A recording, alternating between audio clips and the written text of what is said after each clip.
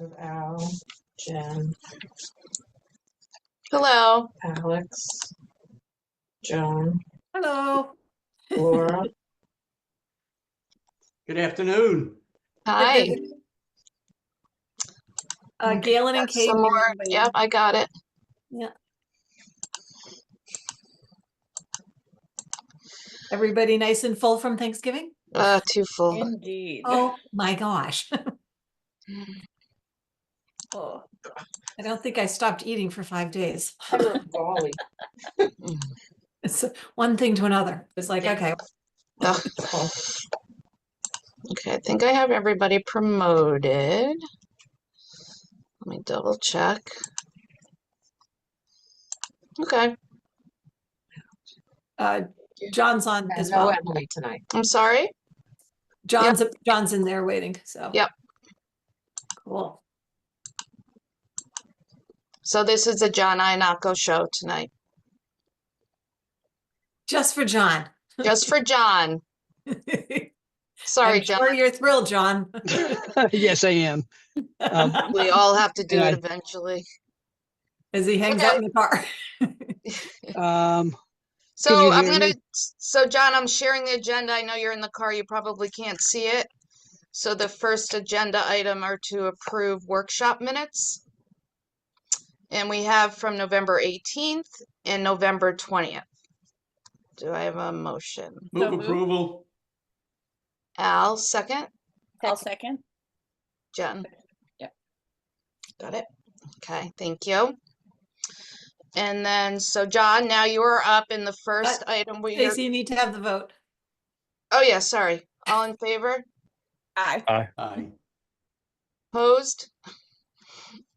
Motion carries.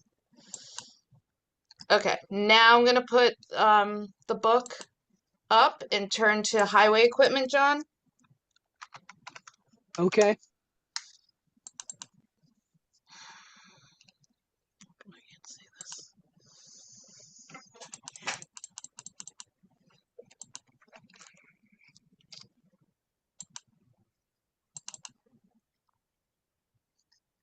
Can everybody see this? Yes. Okay. So I can let John, take it away, give you a summary of where we are and answer any questions about the fund, and I could chime in if there's any additional questions about funding and the way this fund works. So John, you're up. Okay. Thank you. So the highway equipment, this 5-year list has been pretty or the 5-year plan is really has not changed much from last year. This is really a result of a fleet study that was done about 5 years ago, or a little more than 5 years ago. Our fleet was really in poor condition at the time. We needed a lot of, especially large dump trucks, very costly dump trucks that were old and needed to be replaced. And as a result of this fleet study that was done by an outside consultant, the consultant came up with criteria for when the equipment should be replaced ideally, and a list of really everything in our fleet and where, when and basically how much is going to cost to do these replacements. And I remember when the study first came out, it was a large sum of money, to do everything within the first couple of years, because we had vehicles that were very old and or high mileage. So in working with the CIP, when this study first came out, what we ended up doing is spreading this out over several years, rather than do this one big expenditure to get the fleet up to a certain level. And now, kind of fast forwarding 5 years later, our fleet is really in much better condition than it was. And finance has worked hard on this, on the various funding mechanisms, which these lease programs and other things that they could speak, finance could speak to this better than I can. But the point is the fleet is in pretty good shape, much better than it was. We're no longer in this sort of crisis mode when it comes to, for example, the winter operations. We have a full fleet of essentially new large dump trucks, and we're in very good shape. So we're essentially holding this 5-year list, and the plan is really to review the 25, 26, and the whole 5-year plan. We have some new personnel, a new highway superintendent who has taken an interest in looking at the fleet and has sort of a new perspective on it. So he and I are going to get together, review the list, sort of what he sees as top priorities, and probably make some adjustments to the 5-year plan as we move along. And a lot of that, or a big part of that, will be incorporating some of our off-road vehicles, like the dump loader and an excavator and things like that, roadside mowers. So costly equipment, but really equipment that has not really been a focus. It's really been getting the vehicles, the highway vehicles, to where we're in really pretty good shape with the fleet. And so that's where it stands. I'm not looking at requesting any more for the 25, 26 year in terms of expenditures. But I just wanted to, let you know that I will be meeting with the highway superintendent to review the work that he's done as far as prioritizing and bringing sort of a fresh look at some of this equipment, especially the off-road equipment.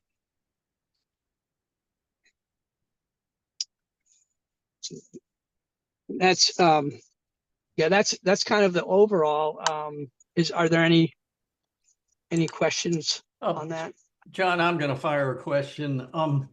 This consultant, as I understand, helped us look at the age and condition of the equipment. Did this consultant also provide advice on whether we have the right amount and kind of equipment? No, that wasn't really a focus of the study. It was really looking at really he was taking guidance from town staff, from me, and from the highway superintendent at the time in terms of, is what we have appropriate? And I think the list is appropriate. There might be a couple of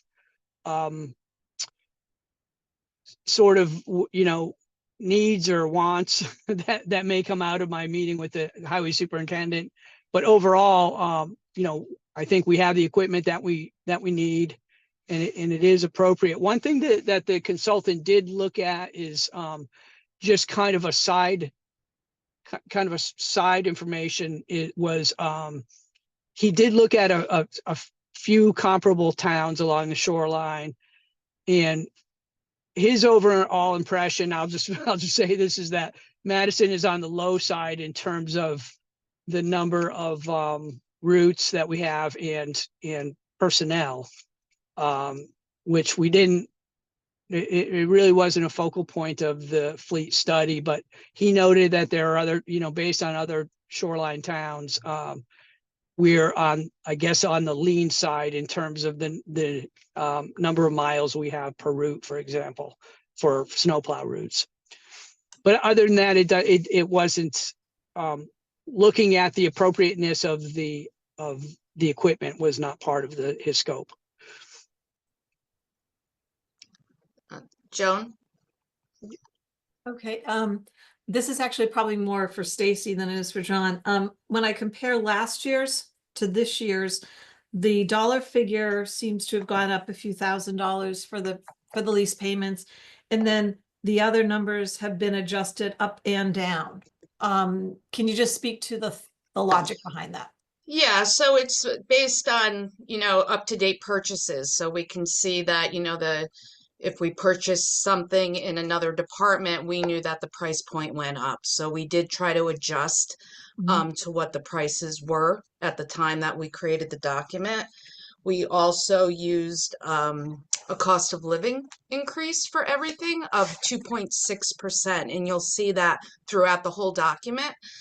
We tried to pull, that percentage. We got an average on the website, so that 2.6 is pretty much the common theme throughout the document. But yeah, some went down though, It was That's- probably based on what we knew at the time, the cost at at the the other time. departments. Got Yeah. it. Okay, thank you. Stacy, I put my hand down because that was essentially my question, except so the lease payments aren't predetermined? Nope, they're estimates. Okay, and Yep. then the line for highway equipment M&T Bank for 100,000. Can you explain that? I don't have that on my document from last year. That's the lease payment of 97,000. For this No.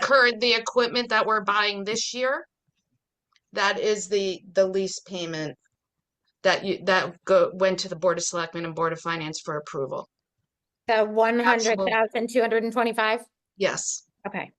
But that replaces in Nice. calendar year 2024, the 97,676. Correct. Okay, got it. Thank you. Just want to make sure there wasn't something new that and taken off. Okay. Okay. Alex? Hi there. So John, just coming in as a layperson here, a few questions for public that may be listening. So I guess my first question is, a consultant, that seems expensive to me, and is something like that necessary? Don't you guys sort of know what you need and what fields you're mowing and what roads you're plowing and that sort of stuff? Like what did we spend for that consultant? Do you know? I think the study was $10,000 at the time, and it wasn't really the study. The purpose of the study wasn't to look at our operations per se. We know what our operations are and should be. It was really just looking at all of our fleet and looking at helping us really come up with a replacement schedule that we can justify and stay true to, basically. I mean, it didn't strike me as at the time excessive, based on what we spend out of the highway vehicle account every year. It's served us pretty well, I think, if I look at where we were versus where we are today. So to follow up on that, so you feel like we got our $10,000 back? I mean, so they're incentivized to help us as a town save money and streamline, not there. I guess when you compare us to other towns, we're such an anomaly. I mean, I guess with 169 municipalities in Connecticut, each town is so different. We're so different than like a West Hartford, for example. But do you feel like we got our $10,000 worth, and in the long run they saved us money? Oh yeah, I do. I mean, it really helped us organize, and staff contributed to pulling data together as well for this, but it really got the fleet organized. And we have, oh gosh, off the top of my head, we have dozens and dozens of on-road and off-road pieces of equipment that we went through and got all the data behind all of that equipment as a result of this study. And I don't think that would have happened unless we had somebody to come in and help us with that, just given our Yeah. day-to-day workload. So I feel like it was beneficial, It very helped beneficial. organize. Yeah, that Yeah. sounds, I can appreciate that. And then for other public people listening, are you able to just give like a 30-second rundown of, I think people forget how much equipment, we need in town to do all the things that everyone appreciates, but are you able to just give us a high? Really, yeah, sort of vaguely. The largest equipment that we have are 6-wheel dump trucks that are, these are a couple $100,000 plus vehicles, and we have 8 of those. We have a couple of old ones that we haven't turned in yet because we still have one more to basically update our entire fleet of large dump trucks. And then I don't have the numbers. I didn't really review this beforehand, but mid-size dump trucks that we use for like as work trucks every day, sort of in the construction season. They are, we probably have a dozen of those. And that's just public works. That's between public works and beach and rec.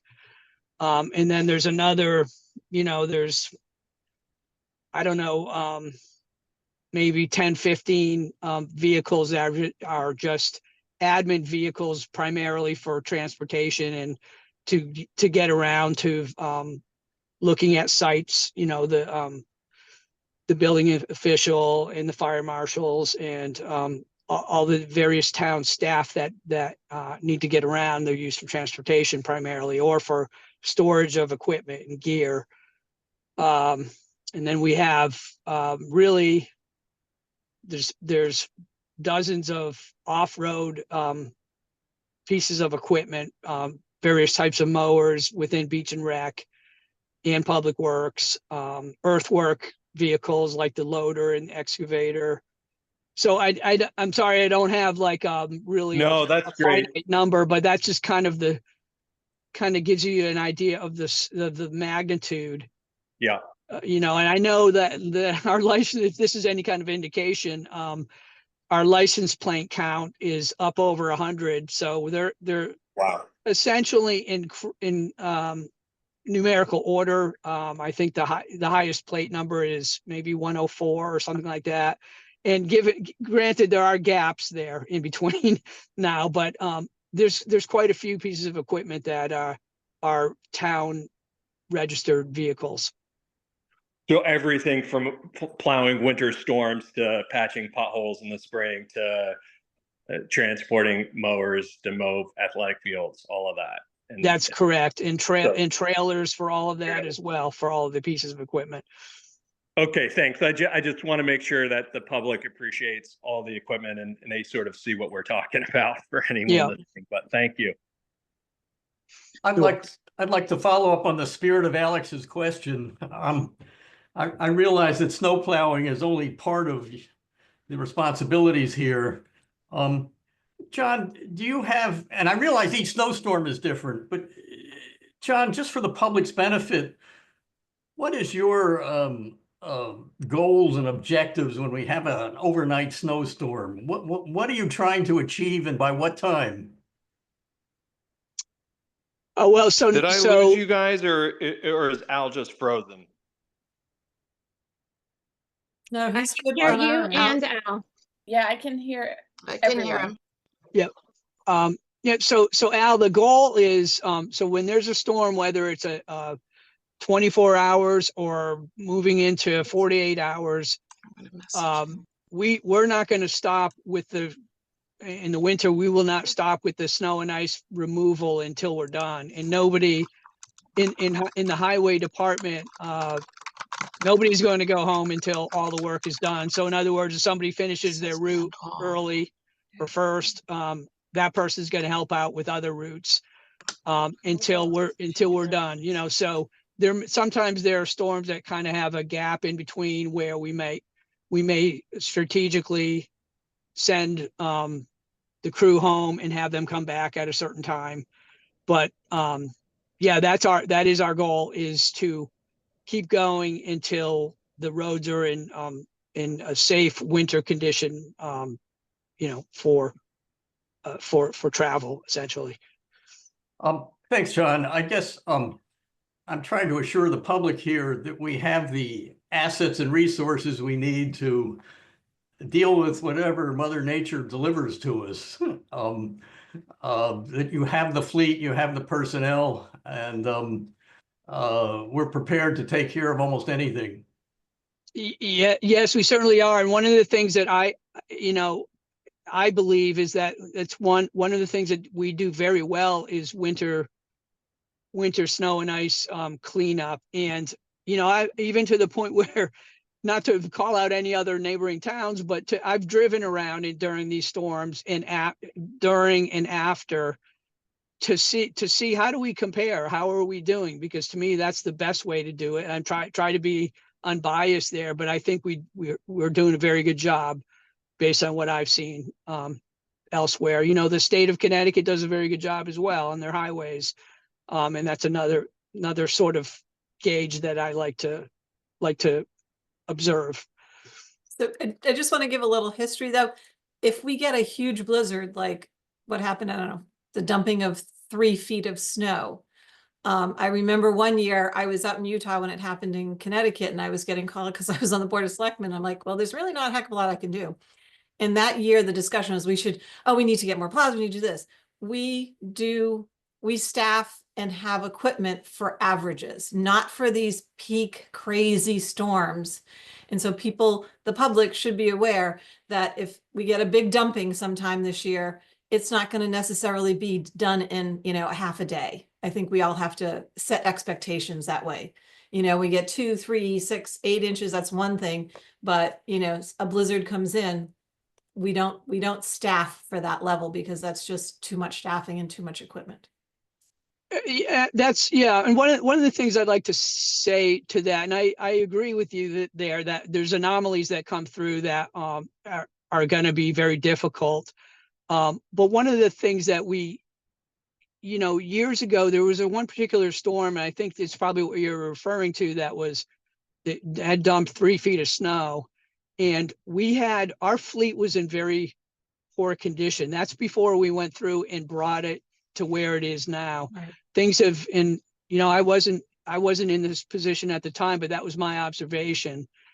And we had vehicles that were going down during the storm, and multiple vehicles during that particular storm. And I remember seeing people out there taking, you know, matters in their own hands and trying, you know, down on the end of a dead end roads, out with their snow blowers trying to help clear off the roads.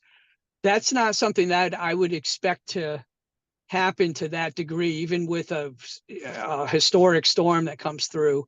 With the fleet, with the shape that the fleet is in now, you know, at any given time, one vehicle may go down, but not multiple vehicles at the same time. So it's really has taken a lot of stress really off of me and off the department, where we are now with our fleet. Great, I don't see any other hands raised. We're good with the highway equipment fund? Great. Okay, so now I'm gonna go to major roads. That's on page 82. For some reason, my book is blank. Oh, yeah. What? There's nothing. Yes. Yep. Okay. Yep, all the roads are listed, and John's gonna explain why it looks this way this year. So, yeah, you ready for me to go ahead here, Stacy? Or Yeah. Okay, so the major roads, this is actually not unlike the highway vehicles in that we just had a company, a consulted beta group that did a road study, townwide road study, and we have that in our possession. It's in draft form, and we're having them finalize it, but it's undergoing internal review right now. It's the last time the road network was studied was in 2013. So over 10 years now. This was all done with very more sophisticated methods. Also, it's done electronically, where vehicles drove all of the town roads and scanned the roads with this LiDAR laser equipment to come up with a road condition for every road section in town. And I think it's going to be I think it'll be more precise in terms of comparing one road to another, because it takes sort of the human element out of it. Though it did have quality control and oversight. So the point is that the study also has a finance component to it, where we looked at what is it going to take to improve the road conditions in Madison. And so in 2013, the roads are all rated from 0 to 100, 100 being a perfect brand new road. And, down in the 0 to 20, then it's a complete failed road. So the average back in 2013 was, I think, 69, around 69, and I'm rounding. And now with the study that just came out in the draft report, it crept up a little bit to 71, but it's essentially has remained status quo. It's improved slightly. I believe the road conditions need to improve townwide, and there are a handful of roads that are in very poor condition, and there are also many roads that are in pretty decent condition. The plan is to finalize this report and work with the consultant. It's in their scope to help us come up with a 5-year plan and present this to the boards and commissions. And they actually did an initial presentation to the Board of Selectmen to go over the draft report, and it was very broad brushed, explaining what was done and sort of how it was done and why, and went over sort of the scenarios that depending on the funding level, there's sort of a family of curves that was developed to show how much needs to be spent over a certain time period to improve the roads at a certain rate. And they went in this presentation, they explained how the importance of bringing the road conditions up is that when you have all the roads at a higher level, it's less costly to maintain. So you don't want them to start to get into sort of the poor and failing category, because then it's very costly to maintain. So we should have the overall road network elevated to a higher level, and then in the long run, we're going to see a reduction in maintenance costs. So what we did, we transferred, essentially, we maintained our 5-year plan and did not try to readjust it, I guess, because we're doing that now with this new study that came out, and it's going to shuffle. It's likely going to shuffle quite a bit of the roads that we have on our plan to come up with an ideal sort of best case scenario, and we'll present that to the boards.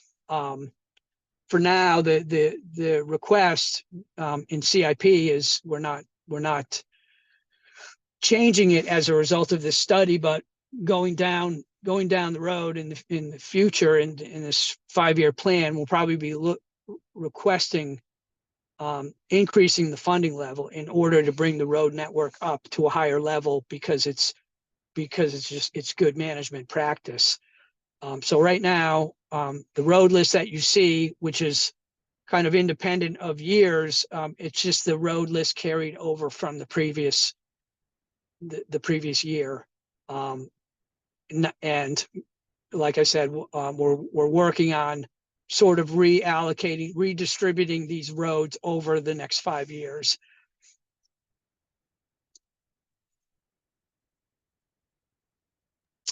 So that's sort of an overview. Jen? Oh, I just wanted to say that if anybody wanted to see that high level overview of the road study, I believe it was our November 18th Board of Selectmen meeting where we received that presentation. And it did have some good pictograms and that sort of thing of what they were looking at, how they were completing the study, and what the kind of ultimate goals were of the study. So I believe November 18, if anybody wants to go back and take a look at that. Thank you. Joan? I think Katie was ahead of me. Okay. Go ahead, Katie. Polite, Joan. Just clearly, this is not an exhaustive list of all the streets in Madison. But just looking at last year's and then, just knowing driving around town, thank you so much for paving New Road. I don't see that on the list anywhere. So was last year's money, did it go towards the study? I know there were roads, my neighborhood road was done. But that's not on the list from last year either. So how was it determined what got done and last year? So New Road, so in terms of the cost of the study, I didn't mention the study was funded through a grant, 100% through a grant through SCROG. So it did not have, we did not have to divert any money from major roads to get this study accomplished. As far as New Road, we actually had a couple of other roads that we were planning on doing this year. And actually Middle Beach Road and East Wharf Road. It turns out that we prepped for that. We replaced catch basin tops and so forth. And it came to our attention, the water company is putting in new water mains. So we had to have a conflict there. So we're deferring those roads out about 2 years for paving, and we had Tilcon coming in and we wanted to do a replacement for the roads that got deferred. So New Road and the section of Wildwood from Green Hill Road to Nortontown Road were inserted into those spots. So that's why they were kind of done. They weren't on the list, but they were certainly in need. There's, at any given time, we can always find roads that it's not a poor decision to pave them because they're in poor condition. Yeah. That's how those ended up getting paved, and they don't appear on the prior list. Yeah, that's the whole key to capital maintenance, right? Is that deferred maintenance just makes it costlier and then other things pop up in the meantime. So, but just for clarity's sake, the ones that were in 23 and 24, and Stacy, you might know better, but are those then, can we consider them done, or did that money all get used for higher priority roads? Those are done, and I wish I had that in front of me here, but there's on the list that you have in front of you, the ones that were in the prior years were virtually all of those have been paved. It's just that we didn't change the list knowing that we're going to adjust everything. That answers my convoluted question. I appreciate it. Thank you. You're welcome. If I could just piggyback before I go to Joan and Alex, years ago, I want to say when we first started the program, we looked at this fund and made some changes as far as giving John or the department more flexibility of moving the roads around based on needs and priorities. So we used to actually list roads in the paper, and that was just, and things change because it is a planning document. So again, that's why we have the totals here, because to just throw in amounts on roads that we don't know. And John does have the flexibility of doing, what needs to be done. I agree. And yeah, I mean, you could have a sinkhole pop up and you can't say, oh, that's not on the list this year. So no, I totally appreciate that being a necessary thing. And I assume that that goes the Board of Selectmen at least, and hopefully Board of Finance that gets did they get notified, or is this just kind of placeholder money that can essentially go anywhere depending on need? Yes, it pretty Okay. much is. And then Okay. it's updated the following year during the CIP process. Understood. Thank you. The process is helpful. I appreciate it. So just a couple of things. So if a sinkhole pops up, that can also be just maintenance, because I know that my road has a sinkhole. You guys came, fixed it as a temporary because we're on the list a few years out, but you know, there was a gaping hole near the things, the I don't want to say the gutter. What's the word I'm looking for? Storm drain. Thank you. Yeah. Yeah. But, and it just so happens to be next to my driveway. So it's like, I think we need to have something here. But the second thing is, will this committee have these numbers prior to their final vote? So that they know what they're voting on for approximation here? Because right now, there is a bit of an adjustment to the funding. It's up over 5 years, another, say, 400,000 or 300,000. And if that is going to change even further, it just so that the numbers are going to be good, that then the public gets to vote on. Or is this going to be skipped and only done with Board of Selectmen and Board of Finance this year? Yeah, I don't know if we will have time to adjust anything before the committee is done, but it will definitely be public conversations, I would think, if there are, you know, more requests to hear about the study. And if we do need more funding, of course, that will go to both boards and potentially town meeting for approval. Yeah. See, the concern I've got is used to be years ago that every road got listed in the budget that was going to be done, so that there was full transparency, and that was actually in the charter at one point in time.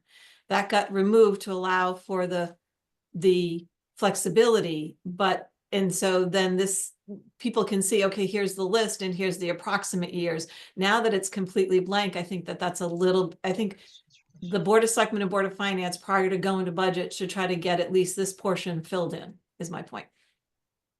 If this particular committee is not going to be voting on it. Okay. Alex? Thank you. Just to follow up with what Joan said, I like that idea of having some monies allocated just on a schedule so that we know stuff is going to be dedicated to these roads. Roads aren't going to pave themselves, certainly, but thank you, John, for bringing up East Wharf. I know I've gotten messages on that, and I think many of those residents were expecting it to get paved this fall. So am I correct in understanding that that's going to be a year or two out in the road? Yes, correct. 2026, and so that it'll allow the water company to do their work and have it be completed and patched, so that we can come in after their work has settled and the trench repairs settled somewhat. So given that we're looking at 2026 for paving year for both Middle Beach and East Wharf. Okay, and if we happen to get a severe snowstorm, are the catch basins protected in a way that they're not going to get destroyed by plows in the condition? Yes, actually, they're in good shape because everything was paved, repatched around the catch basins, and really is exactly what you want. Ideally, you let it sit and allow any settlement to come out of those patches. So when they come in, none of the work that was done was wasted effort. And when the paving contractor comes in 2026, the drainage prep work will already be done. Yeah. Okay. So they'll just have to be patient. Thank you for addressing that. And then my real question is following up with Jen. Thank you for bringing up the recent BOS meeting. I follow along with that. And it seemed like there's some new technologies like chip seal, which is not new, but new materials that they're using. Any hope, John, that implementing some of the strategies that were brought up could actually save us money or could give us better outcomes with less money spent? Anything you're optimistic about? Or Yes, I am.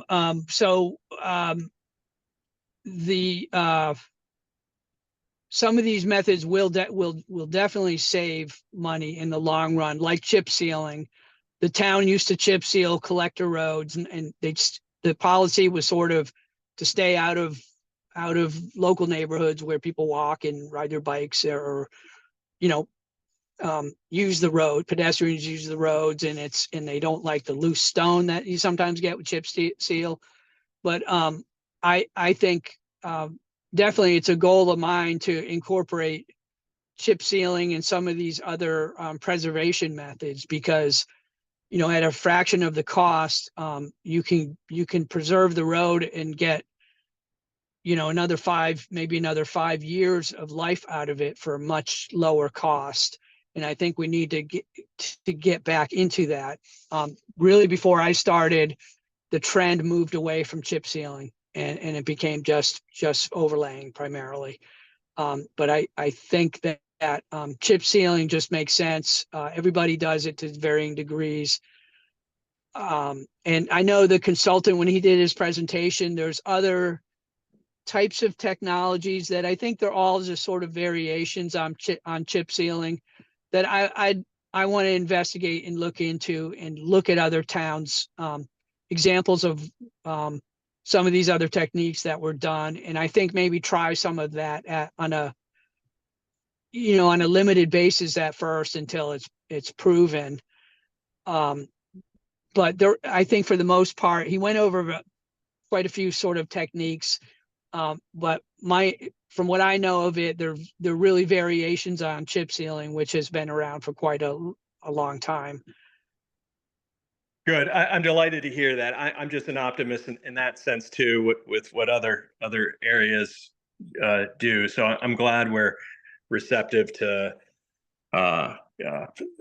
new techniques that will save us money, and I think maybe some public education on. I know, as you say, cyclists, for example, are sort of aren't all that keen on it, but I think technology's changed. So with some public education, I think it's a great strategy. So thank you for pursuing that. Yep. Al? This might be a question for Stacy. As I remember, there's a major project of Warpus and Cops Road, which is being funded by a grant, and so it doesn't show up on this document. The fact that there is major work going to be done on that seems to escape this presentation. And Stacy, I don't know whether you would care to show that project on here and show a source of funding. My concern is that it doesn't show up at all because of we're looking at a certain funding source. So I think that how many years ago, John, did we start that? Was that in here? Because years drop off, Al. It's the 5-year document, and then Yes.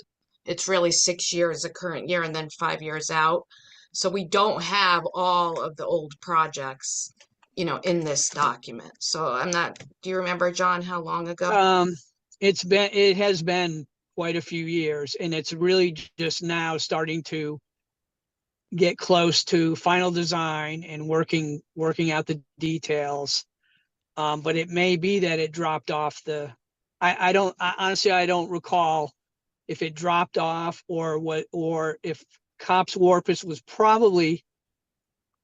at least was probably on the list at one time before it became a LOTSIP project, which is going to fund 100% of construction. It may be why that is not showing on the list. I mean, we could show it, but it may be that it's not being shown because it's 100% funded through this grant program, or it will be.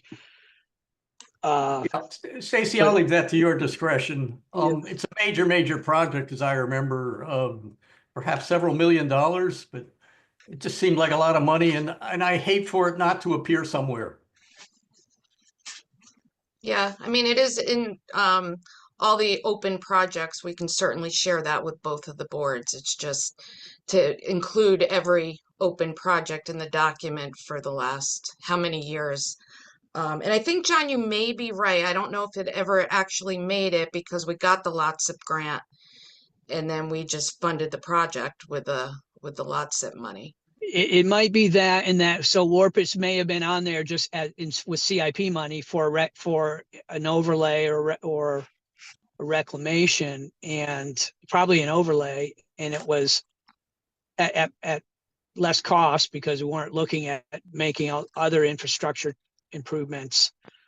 It may have just been removed from the CIP list, but I don't recall actually why that was. Yeah, and then just to add to that, Al, on page 18, those are projects that are in the plan that do have grant offsets. So if it was, within this last year, you would be able to see the total cost and what the grant is, what the town's share is. And at any point, if anybody wants to know what the total project cost is, what we've spent and what's left, we can certainly provide that info. Thank you, Stacy. I'm obviously trying to force this document to be something other than what it wants to be. Laura? Yeah, I just had the question that I've heard the first Select woman say that the number one item that she gets calls or emails or contacted about are trees. And I would imagine that roads would be a close second, or at least make the top three. Is this one of those things, John, that the squeaky wheel gets attention?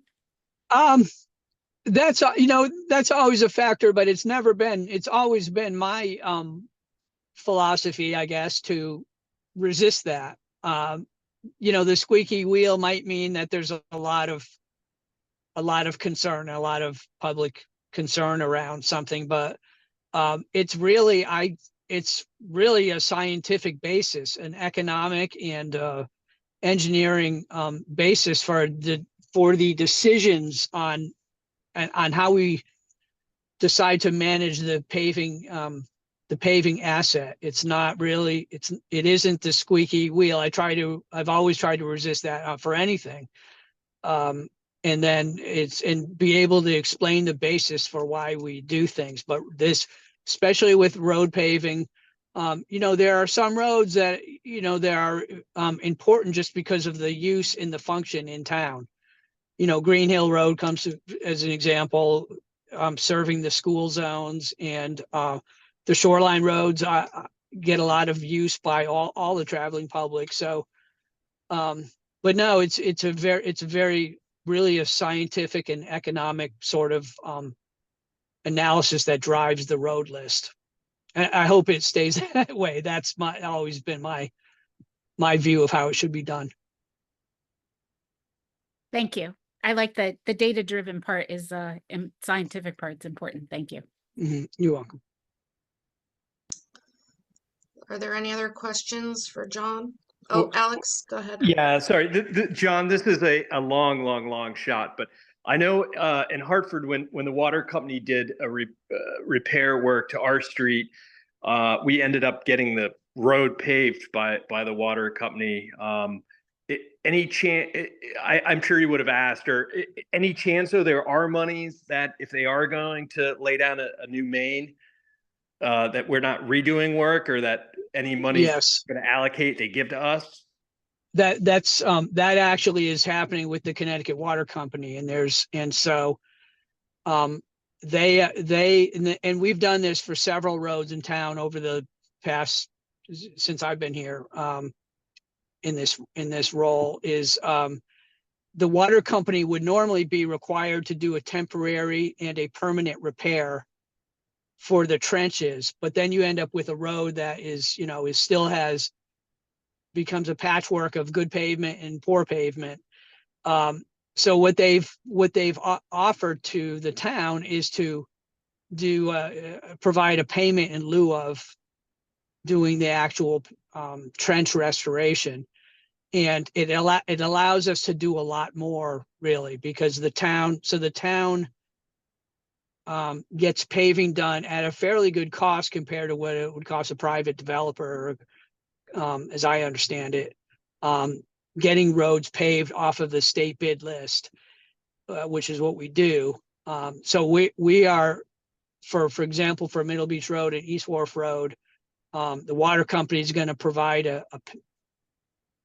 for lack of a better term, I think, as a payment in lieu of doing the permanent restoration.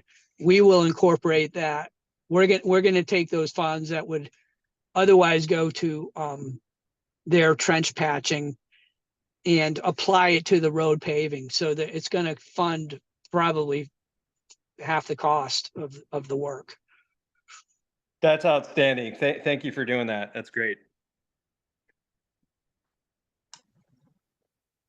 Anyone else? Okay, thank you, John. Thank you. Thanks, John. All right. Thank you, everybody. I guess you're all sat here with me, right? Thanks for We being have- here. Happy holidays. All right. You too. So next on the agenda, we have committee comments. Does anybody have any additional comments? No. Okay, citizen comments. I don't think I have anybody's hand raised. So I think we're good with that. So then, last but not least, motion to adjourn. So moved. Second. All in favor? Bye. Good Great, night, thank everybody. you. Good Thank night, you, everyone. Have a See good you one. Wednesday morning, bright and early. Oh, See that's you gonna then. be painful. Okay. Okay, Thank bye. you. Bye-bye. Thanks. Bye.